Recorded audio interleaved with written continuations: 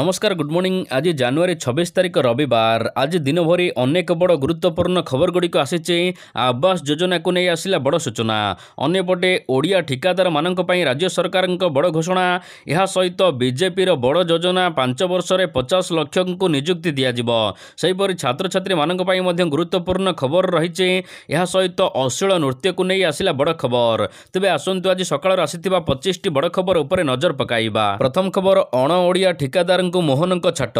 विधानसभा हेउ किंबा विधानसभा बाहर हेउ सबुबले अभियोग आसी थाए अण ओडिया ठिकादार मानक ओडिशा रे काम मिलुची। ओडिया ठिकादार को अणदेखा करा जाउची। किंतु सरकार बदलिबा परे अण ओडिया ठिकादार प्रति बदलिची आभिमुख्य। सरकार आसीबार 7 मास परे अण ओडिया ठिकादार उपरे बाजिची मोहन छाट। नवीन सरकार समय रे होइथिबा प्राय 3,500 कोटीर 5टी बृहत उठा जलसेचन प्रकल्प टेंडर को बातिल करिसेंती मोहन सरकार। टेंडर बातिल पर राजनीति बयानबाजी बढ़ी। टेंडर बातिल सहित नुआ टेंडर पुणी थरे डाकिबे मोहन सरकार, जेउथिरे ओडिशार ठिकादार मानकु काम मिलिबो। परवर्ती खबर आज 19 जनकु मिलिबो पुलिस सेवा पदक। ओडिशार 19 जनकु मिलिबो पुलिस सेवा पदक। 2 पुलिसଙ୍କୁ मिलिबो राष्ट्रपति पुरस्कार। पुलिस सुपरिटेंडेंट सरोज सामलଙ୍କୁ मिलिबो राष्ट्रपति पुरस्कार। कनेस्टेबल सत्यवादी मल्लिकଙ୍କୁ मिलिबो राष्ट्रपति पुरस्कार। 6 पुलिस कर्मचारी को साहसिकता पुरस्कार। 3 जन कनेस्टेबल, 2 जन हाबिलदार और जड़े सब इन्स्पेक्टर पाइबे साहसिकता पुरस्कार। यह सहित सर्वश्रेष्ठ सेवा पई 11 जन को सम्मानित कराजिबो आज। परवर्ती खबर बीजेपी जारी कला संकल्प पत्र, जेउथिरे 5 वर्ष में 50,000 नियुक्ति सहित अनेक घोषणा करा जाइछि। दिल्ली निर्वाचन पई गृहमंत्री अमित शाह संकल्प पत्र जारी करिसेंती, जेउथिरे शाह कहिसेंती कि बीजेपी क्षमता को आसिले 5 वर्ष में 50,000 सरकारी चाकरी दियाजिबो। 20 लाख नियुक्ति सुजोग सृष्टि कराजिबो बोली शाह कहिसेंती। सेहीपरि दिल्ली रे बंद थिबा 13,000 दुकान आसंत 6 मास मध्य आईनगत प्रक्रिया द्वारा खोलाजिबो। डेलीवरी संस्थारे काम करथिबा वर्कर माननकु 10 लाख टंकार स्वास्थ्य बीमा, 5 लाख टंकार दुर्घटना बीमा प्रदान कराजिबो। 13,000 ईवी बस चलिबो दिल्ली रे। दिल्ली हेबो ई सिटी। 3 वर्ष रे जमुना को संपूर्ण सफा कराजिबो, मरामती कराजिबो। यह सहित सरकार गठन परे कैबिनेट रे दिल्ली रे आयुष्मान योजना लागू कराजिबा नै पदक्षेप नियाजिबो। परवर्ती खबर आवास +2 रे सर्वे आरंभ। प्रधानमंत्री आवास योजना ग्रामीण जरिया रे नुआ हिताधिकारी जोड़िबाको प्रक्रिया आरंभ करिसेंती राज्य सरकार। आवास योजनार वंचित परिवार एथिरे जोड़ी हेबाको आरंभ करा जायछि आवास +2 सर्वे। तेबे एही सर्वे को हिताधिकारी ब्लॉक अधिकारी जरिया रे किंबा निजे मध्य करि परिबे। निर्दिष्ट गाँ आधार रे एही सर्वे हेउथिबा बेले एही योजनार कोहଳ नियमावली एवं योग्यता मानदंड अनुसार सबु कार्य संपादन कराजिबो। तेबे सर्वे समय रे KYC बाध्यतामूलक करा जायछि। तेबे एही सर्वे कार्य को त्वरान्वित करने राज्य सरकार 13,942 जन ब्लॉक कर्मचारी को नियोजित करिसेंती। राज्य रे कच्चा घरे रहुथिबा समस्त योग्य परिवार गुडी को सर्वे रे चिन्हट करने राज्य सरकार पदक्षेप नैचंती। परवर्ती खबर राज्य में 8टी बड़ शिल्प प्रकल्प को मिलिला मंजूरी। ओडिशा हेबो पूर्व भारतर श्रेष्ठ निवेश क्षेत्र। राज्य में सृष्टि हेबो अधिकरु अधिक नियुक्ति। राज्य में प्राय 32,736 कोटी टंका निवेश को मंजूरी मिली। मुख्यमंत्री मोहन चरण माझी अध्यक्षतार बसिथिबा बैठक में उच्चस्तरीय अनुमोदन कमिटी यहाको मंजूरी प्रदान करिसेंती। राज्यर विभिन्न जिले में 8टी बड़ शिल्प प्रकल्प निवेश कराजिबो। तेबे एही जिला गुड़िक मध्य खोर्धा, जगतसिंहपुर, गंजाम, संबलपुर, भद्रक रही। यह द्वारा 18,688 युववर्ग को नियुक्ति मिल पार। परवर्ती खबर बीजेपी घोषणा कला जिला सभापति नाम। विभिन्न जिला पाई सभापति नाम घोषणा करिछि बीजेपी। कटक जिला बीजेपी सभापति होइचंती सुकांत विश्वाल। देवेंद्रनाथ तराई हेले पुरी जिला बीजेपी सभापति। यह सहित राहस बिहारी बेहेरा हेले ढेंकानाल बीजेपी सभापति। गंजाम जिला बीजेपी सभापति होइचंती सरोज सावत। श्रीवत्स बेहेरा होइचंती बलांगीर बीजेपी सभापति। घोषणा होइछि बीजेपी जिला उपसभापति नाम मध्य। ତେବେ ଗତକାଲି ପ୍ରଥମ ପର୍ଯ୍ୟାୟରେ 23ଟି ସାଂଗଠନିକ ଜିଲ୍ଲା ସଭାପତିଙ୍କ ନାମ ଘୋଷଣା କରାଯାଇଛି। ଏହାପରେ ବାକି 14ଟି ଜିଲ୍ଲା ସଭାପତିଙ୍କ ନାମ ଦ୍ୱିତୀୟ ପର୍ଯ୍ୟାୟରେ ଘୋଷଣା କରାଯିବ। ପରବର୍ତ୍ତୀ ଖବର, ଖଣ୍ଡଗିରିରେ ଅଶ୍ଳୀଳ ନାଚିଲେ ହେବ ଠେଙ୍ଗାମାଡ଼। ଏକାମ୍ର ବିଧାୟକ ବାବୁ ସିଂଙ୍କ ବୟାନକୁ ନେଇ ଏବେ ଚର୍ଚ୍ଚା ଭରିଛି। ବୁଲେଇ ବଙ୍କେଇ ନୁହେଁ, ବରଂ ସିଧା ସିଧା ରୋକଠୋକ କହିଛନ୍ତି ଏଥର ଖଣ୍ଡଗିରିରେ ଯିଏ ଅଶ୍ଳୀଳ ନାଚିବେ ତାକୁ ଠେଙ୍ଗାମାଡ଼ ହେବ। ଖାଲି ଠେଙ୍ଗାମାଡ଼ ନୁହେଁ, ସିରିୟସ୍ ଠେଙ୍ଗାମାଡ଼ ହେବ ବୋଲି ବାବୁ ସିଂ କହିଛନ୍ତି।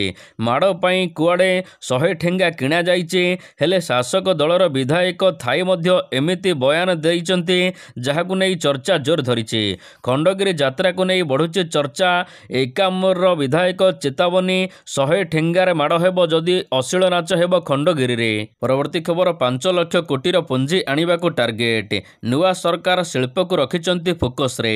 ଆସନ୍ତା 28-29 ତାରିଖରେ ଆୟୋଜନ ହେବାକୁ ଯାଉଛି ଉତ୍କର୍ଷ ଓଡ଼ିଶା କାର୍ଯ୍ୟକ୍ରମ, ଯେଉଁଥିରେ ଆସିବେ ଆଦାନୀ, ବିର୍ଲା, ଜିନ୍ଦଲ, ମିତ୍ତଲ, ଯୋଗଦେବେ ଦେଶର 16 ବିଜନେସ୍ ଟାଇକୁନ୍। ଉତ୍କର୍ଷ ଓଡ଼ିଶା କାର୍ଯ୍ୟକ୍ରମ 2 ଦିନ ଆଉ ବାକି ଥିବାବେଳେ ଦେଶ ବିଦେଶର ବଡ଼ ବଡ଼ ଶିଳ୍ପପତି କିଭଳି ଓଡ଼ିଶା ଆସି ପୁଞ୍ଜିନିବେଶ କରିବେ, ଏହା ପାଇଁ ମେଗା ଆକ୍ସନ ପ୍ରସ୍ତୁତ କରୁଛି ଓଡ଼ିଶା। ତେବେ 16ଟି ରାଷ୍ଟ୍ରର 100ରୁ ଅଧିକ ପ୍ରତିନିଧି ଏଥିରେ ଯୋଗ ଦେବେ। 7500 ଶିଳ୍ପ ପ୍ରତିନିଧି ଏଥିରେ ଯୋଗ ଦେବାର କାର୍ଯ୍ୟକ୍ରମ ରହିଛି। ତେବେ ଏହି କାର୍ଯ୍ୟକ୍ରମ ଜରିଆରେ ଓଡ଼ିଶାକୁ 5 ଲକ୍ଷ କୋଟି ଟଙ୍କାର ପୁଞ୍ଜି ଆଣିବାକୁ ଟାର୍ଗେଟରେ ଅଛନ୍ତି ମୋହନ ସରକାର। ପରବର୍ତ୍ତୀ ଖବର, ମିଶନ ଶକ୍ତି ପାଇଁ ଆସିଲା ନୂଆ ଗାଇଡଲାଇନ୍। ମିଶନ ଶକ୍ତି ପାଇଁ ନୂଆ ଗାଇଡଲାଇନ୍ ଜାରି କରିଛନ୍ତି ରାଜ୍ୟ ସରକାର। ବିଭାଗ ପକ୍ଷରୁ ସମସ୍ତ ଜିଲ୍ଲାର ଜିଲ୍ଲାପାଳଙ୍କୁ ଏନେଇ ଚିଠି ଲେଖାଯାଇଛି। ମିଶନ ଶକ୍ତି ଅଧୀନରେ ଥିବା ସମସ୍ତ ପ୍ରଶାସନିକ ସଂଗଠନ, କାର୍ଯ୍ୟକାରୀ କମିଟି ଏବଂ ସବ୍ କମିଟି କାର୍ଯ୍ୟକ୍ରମ ଏବେ ପୁନର୍ଗଠନ କରାଯିବ। ଜିଲ୍ଲାରେ ଥିବା ଡିଏଲ୍ଏଫ୍ର ପୁନର୍ଗଠନ କରିବାକୁ ଜିଲ୍ଲାପାଳମାନଙ୍କୁ ଚିଠି ଲେଖିଛନ୍ତି ମିଶନ ଶକ୍ତି ବିଭାଗର କମିଶନର ସେକ୍ରେଟାରୀ ଶାଲିନୀ ପଣ୍ଡିତ। ପରବର୍ତ୍ତୀ ଖବର, ଓଡ଼ିଶା ପୁଣି 1 ନମ୍ବର। ବିତ୍ତୀୟ ପରିଚାଳନାରେ ଓଡ଼ିଶା ସର୍ବଶ୍ରେଷ୍ଠ ରାଜ୍ୟ, ଯେଉଁଥିପାଇଁ ରାଜ୍ୟର ବିତ୍ତୀୟ ସ୍ୱାସ୍ଥ୍ୟ ଅନ୍ୟ ସମସ୍ତ ରାଜ୍ୟଠାରୁ ଢେର ଅଲଗା ଏବଂ ଅଧିକ। ନୀତି ଆୟୋଗ ଏକଥା ସ୍ପଷ୍ଟ କରିଛି। ରାଜ୍ୟଗୁଡ଼ିକର ବିତ୍ତୀୟ ସ୍ୱାସ୍ଥ୍ୟ ସମ୍ପର୍କରେ ନୀତି ଆୟୋଗ ପକ୍ଷରୁ ପ୍ରକାଶ ପାଇଥିବା ରିପୋର୍ଟ କହୁଛି 18ଟି ପ୍ରମୁଖ ରାଜ୍ୟ ମଧ୍ୟରେ ଓଡ଼ିଶାର ବିତ୍ତୀୟ ସ୍ୱାସ୍ଥ୍ୟ 1 ନମ୍ବର ରହିଛି।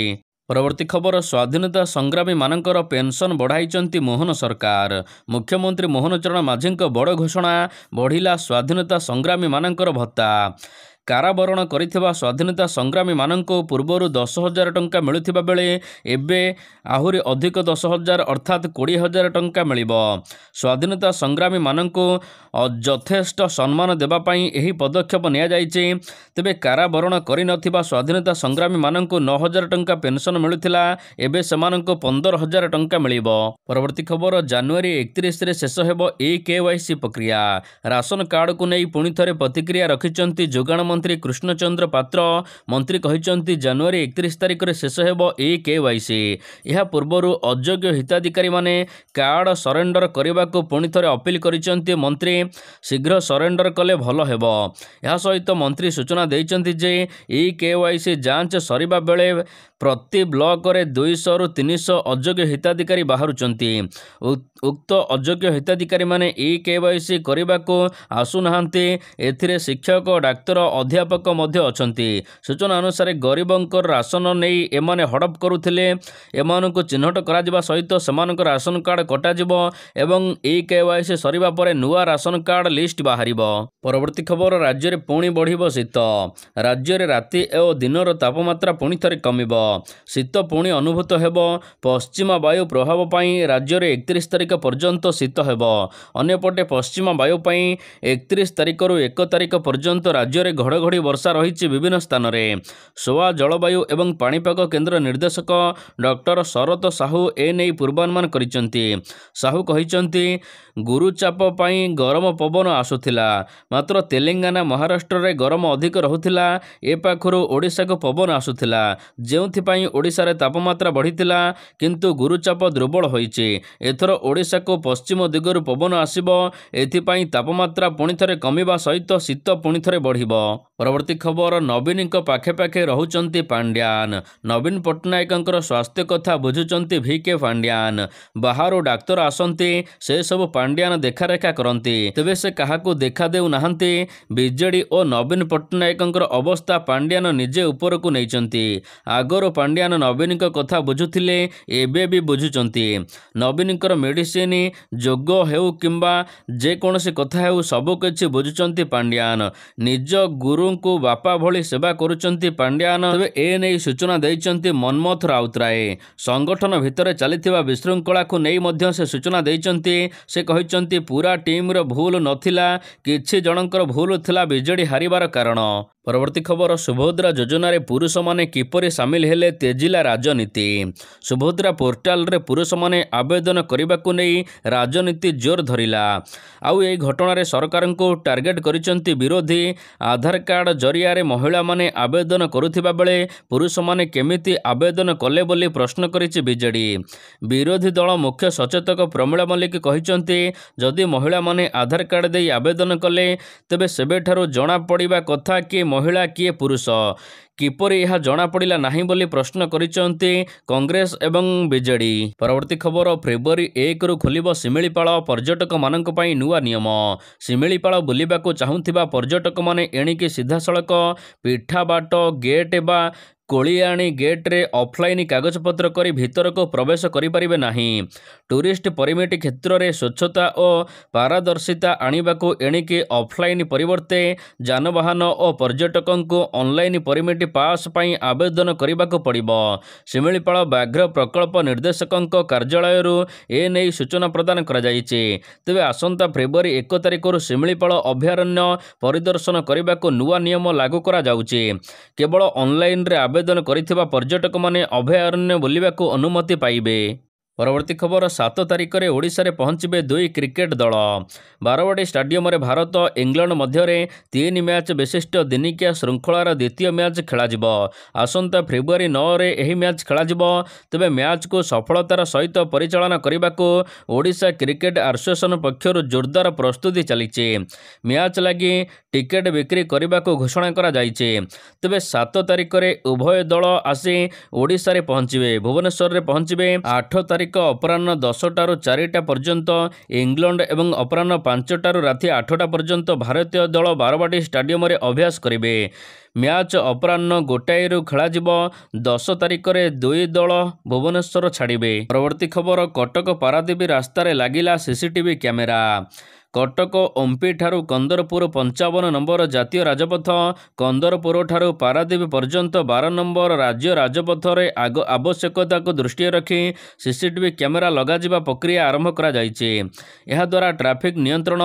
द्रुत गति बेपुरुआ गाड़ी चालना टिकस फांकिबा सहित राहाजानी आदि रोका जाई परिबो सीसीटीवी रे पूरा नजर रखाजिबो। परवर्ती खबर ओडिशार 4 जनଙ୍କୁ मिलिबो पद्मश्री पुरस्कार साधारणतंत्र दिवस अवसर रे भारत सरकारंकर गृह मंत्रालय पक्षरु शनिवार दिन संध्या रे पद्म पुरस्कार घोषणा करा जायछि कला समाज सेवा चिकित्सा शिल्प साहित्य क्रीड़ा आदि क्षेत्र में उल्लेखनीय अवदान पाई 139 जन विशिष्ट व्यक्ति को भारत सरकार पक्षरु पद्म पुरस्कार रे सम्मानित करा जिवो तेबे एही तालिका रे ओडिशार 4 जन अछंती सेमाने हेले अद्वित्य चरण गणनायक दुर्गा चरण रणबीर यह सहित प्रभाती शतपथी डॉक्टर अशोक कुमार महापात्र।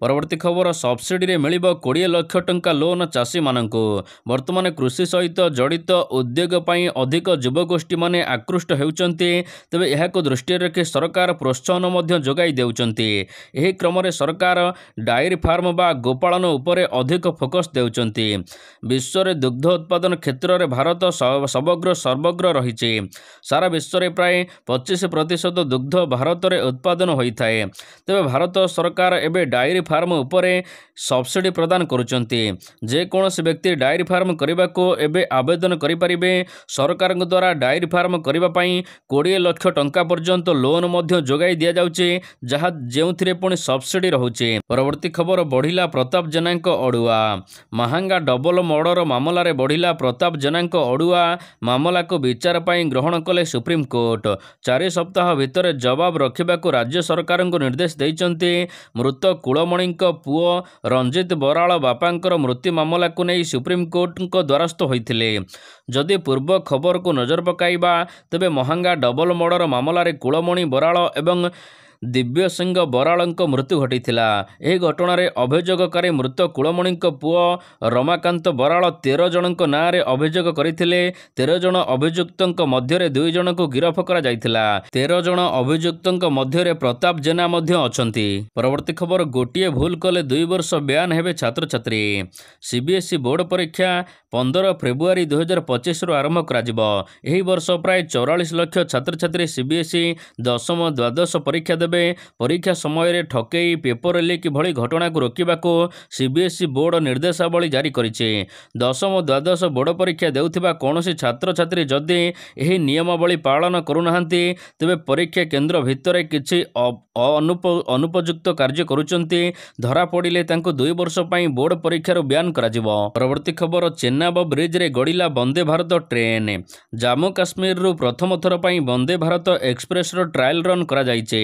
ବୈଷ୍ଣବଦେବୀ ଷ୍ଟେସନରୁ ଶ୍ରୀନଗରକୁ ଯାତ୍ରା ଆରମ୍ଭ କରିଛି ବନ୍ଦେ ଭାରତ ଟ୍ରେନ୍। ବିଶ୍ୱର ସର୍ବୋଚ୍ଚ ରେଲୱେ ଓଭରବ୍ରିଜ୍ ଚେନାବ ବ୍ରିଜ୍ ଦେଇ ଗଡ଼ିଲା ବନ୍ଦେ ଭାରତ ଟ୍ରେନ୍। ପ୍ରଥମ କେବୁଲ ବ୍ରିଜ୍ରେ ଅତିକ୍ରମ କରିବା ପରେ ବନ୍ଦେ ଭାରତ ଟ୍ରେନ୍ ଚେନାବ ବ୍ରିଜ୍ ଅତିକ୍ରମ କରିଛି। ତେବେ ଆପଣଙ୍କୁ ଜଣାଇବାକୁ ଚାହିଁବୁ ଯେ ଜାମ୍ମୁ କାଶ୍ମୀରର ଜଳବାୟୁ ଅନୁସାରେ ଏହି ଟ୍ରେନ୍କୁ ଡିଜାଇନ୍ କରାଯାଇଛି। ଯେତେ ବି ଥଣ୍ଡା ପଡ଼ିଲେ ଅର୍ଥାତ୍ -30 ଡିଗ୍ରୀ ଥିଲେ ମଧ୍ୟ ଏହି ଟ୍ରେନ୍ ଚଳାଚଳ କରିପାରିବ। ତେବେ ଜାମ୍ମୁରୁ କାଶ୍ମୀର ପର୍ଯ୍ୟନ୍ତ ଯିବାକୁ ଏଣିକି ମାତ୍ର 3 ଘଣ୍ଟା ଲାଗିବ।